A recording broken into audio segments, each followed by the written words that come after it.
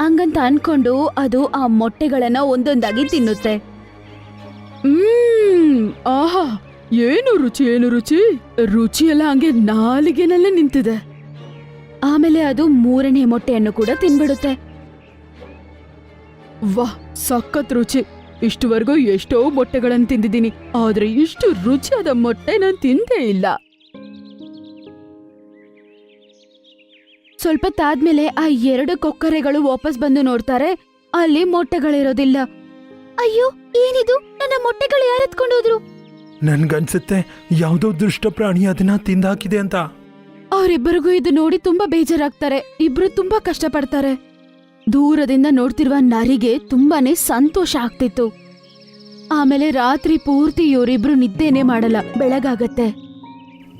ನಡಿ ಮಿಂಕಿ, ಏನಾದ್ರೂ ತಿನ್ನೋದಕ್ಕೆ ಹೋಗೋಣಂತೆ. ಆಮೇಲೆ ನೀನ್ ಮತ್ತೆ ಮೊಟ್ಟೆ ಕೊಡುವಂತೆ. ಎಷ್ಟೊತ್ತವರೆಗೂ ಬೇಸರವಾಗಿರ್ತೀಯಾ? ಮತ್ತೆ ನಾನು ಮೊಟ್ಟೆ ಇಟ್ಟ ನಂತರ ಅದನ್ನ ಯಾರಾದ್ರೂ ತಿನ್ಬಿಟ್ರೆ ನನ್ ಕೈಲಂತೂ ತಡ್ಕೊಳಕ್ಕಾಗೋದಿಲ್ಲ ರೀ. ಅದನ್ನ ಕೇಳಿದ ನಂತರ ಟೋನಿ ಹೇಳ್ತಾನೆ,